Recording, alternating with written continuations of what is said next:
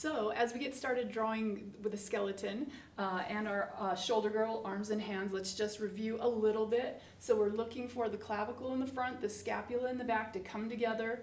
In the glenoid fossa is that big ball and socket joint. Remember, when you're looking at the upper arm, we're looking for the big ball that fits in the ball and socket. We're looking for the greater and lesser tubercles and the intertubercular groove. About halfway down, we have the deltoid tuberosity, where the deltoid grabs on. And then when we get down low, we're looking at the medial and lateral epicondyles. That's where your muscles all join on for your forearm. And then we're looking at the trochlea that the ulna grabs onto, and the capitulum, which the head of the radius grabs onto. So we have a ball and socket joint up high. We have a hinge joint in the elbow, as well as a radiating joint. Remember that when we have our hands out with a palm up, that's supination. You can hold your bowl of soup. And when you have your palm down, that's pronation. What happens is, when you're pronated, like so, and you want to supinate, your bicep tendon grabs onto that radial tuberosity and pulls. So it pulls that bone around, and then you can move. So the radius is the only bone that moves, and you can prove that to yourself by grabbing your ulna side, which is always the inside, and note that you can still move your hand, but if you grab your radius on the outside, you can't move your hand. So it's easy to note that. Note that the radius comes down low and the ulna's high, which allows, since the ulna's high, we can go like this, but the radius is low, so we can't go the other way.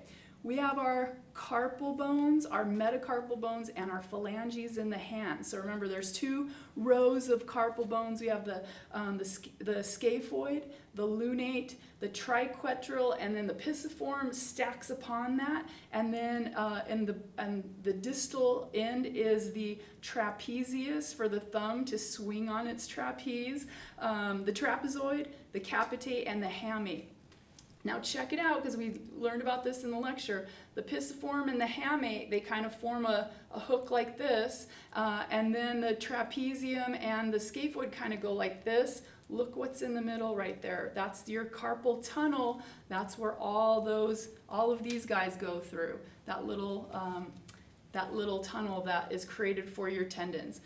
In our hands, remember that when you see your knuckles like this, it's the bone before. So these knuckles here are created by the condyles of our metacarpal bones, and then each joint is created by the trochlear end of our phalanges, which are all hinge joints. So remember, hinge joints in the fingers, condyloid joint, which does this cone movement, planar joints, which are this with the carpal bones, and as they meet the metacarpals, a saddle joint for the thumb, an ellipsoid joint for the wrist. Remember, it lets you do this more than this, so it's kind of an ellipse.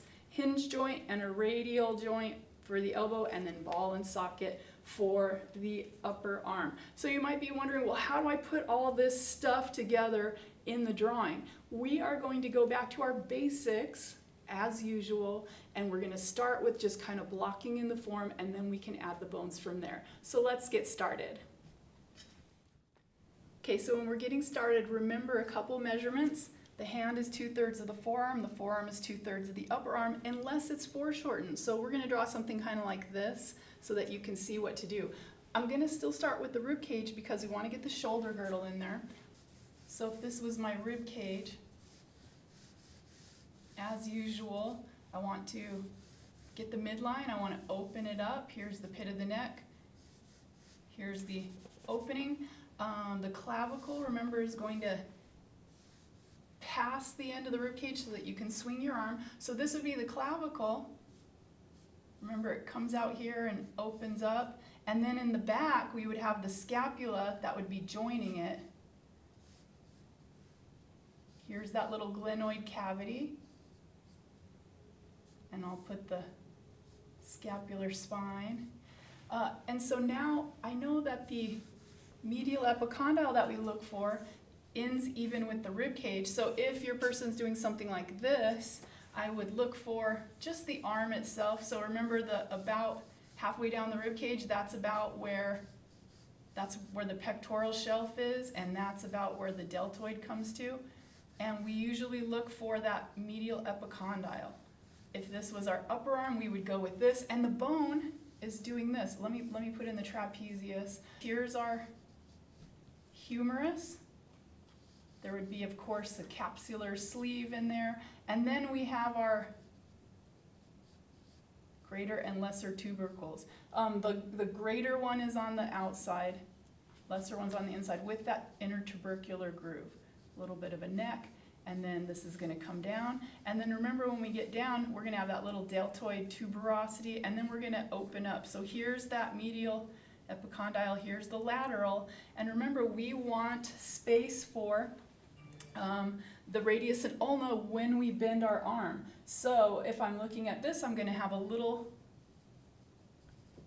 radial fossa and the coronoid fossa. So that would be in there. Normally say, all right, 2/3 of this, there's where the lower arm, and then 2/3 of that, that's the hand.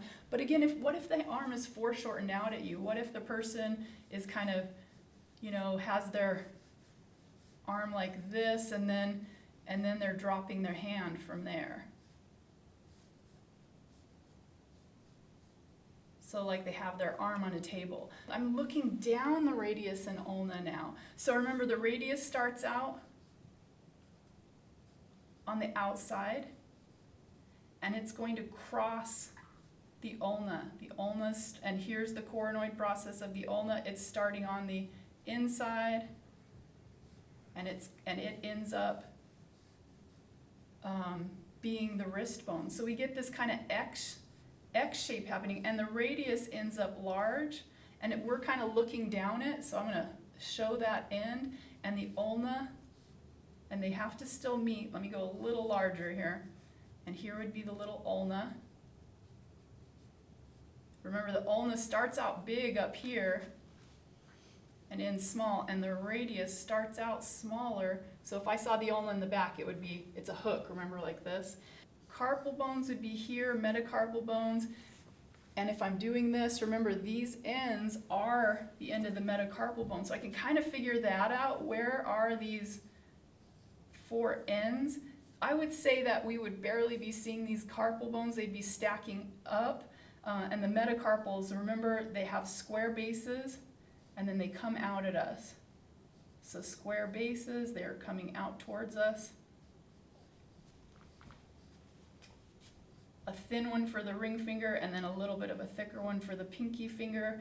So here would be my scaphoid, my lunate, triquetrum, pisiform. And again, if we're just kind of seeing them as though we're looking across, that's all we're going to be able to have. And then we have our trapezium, trapezoid, capitate, and hamate. The little hook and all the things that we're seeing, those are on the inside. So the pisiform actually is going to be underneath the triquetral. We wouldn't see it from this view.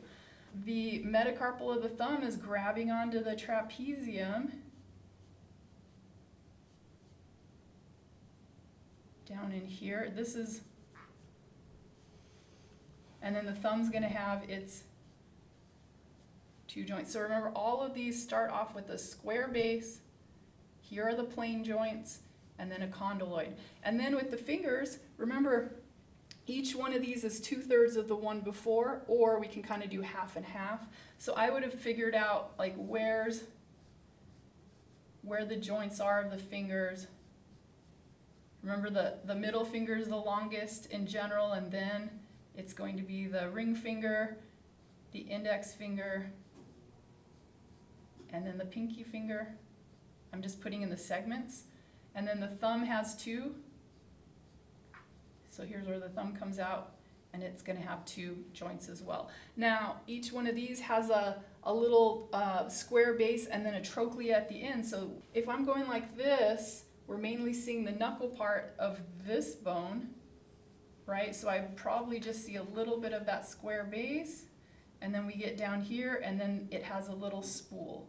Square base, and then a little spool, and then remember, the last one has a little stump like that. That is what's inside under here, under the padding. So this last one would be just little pads, a little stump for your pads. So I could decide, and again, I would come through and do all of these, but I could decide how much of the bone I really want to show and how much flesh I want to show, and that is up to you guys. So maybe I want to do something like I'll mass in where the armpit comes in. Maybe I mass in where that deltoid is. I want to show that the bone has a different texture to it than the skin, so maybe I have harder edges on that bone.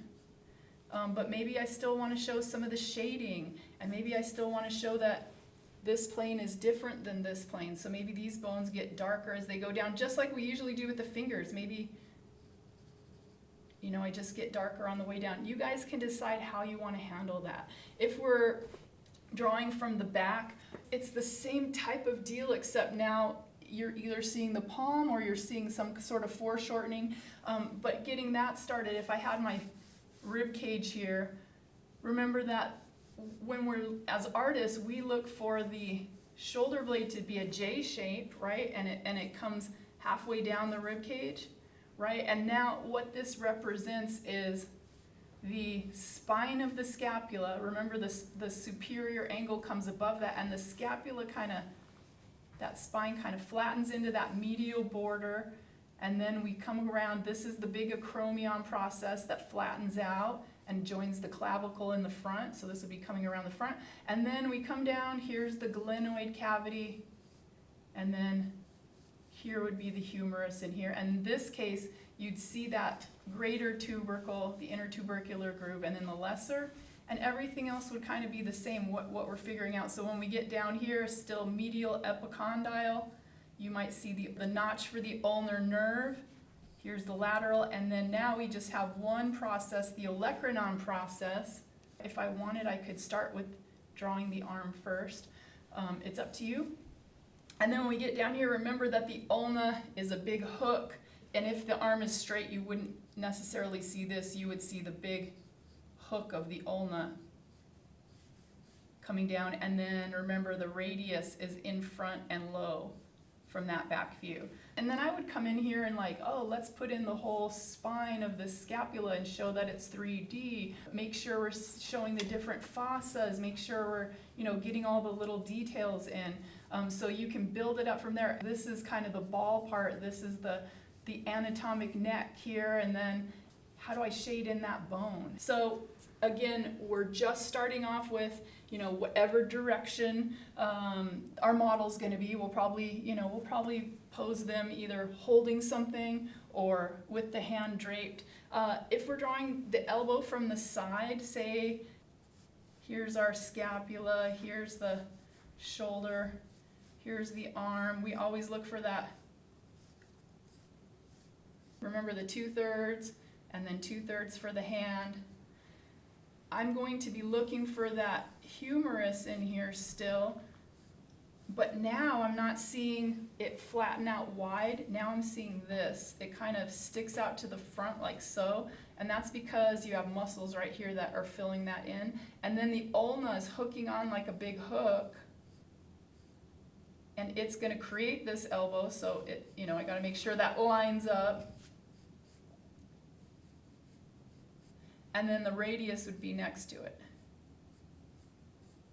So you would start off something like this. So just noticing the different shape of the humerus as it goes. We might really see the greater and lesser tubercle and the intertubercular groove. We might see the deltoid tuberosity. Again, just setting that up however you'd like to. So again, do as much of the model as you'd like. Show the bones as much as you'd like. Maybe you have the bones, and then as you get to the hand, you want to show the natural hand. That's totally up to you, but I wanted to just show you how to get started. And we always start with what we learned in life drawing, our basic proportions and measurements, and the bony landmarks that we always look for. So let's give it a try.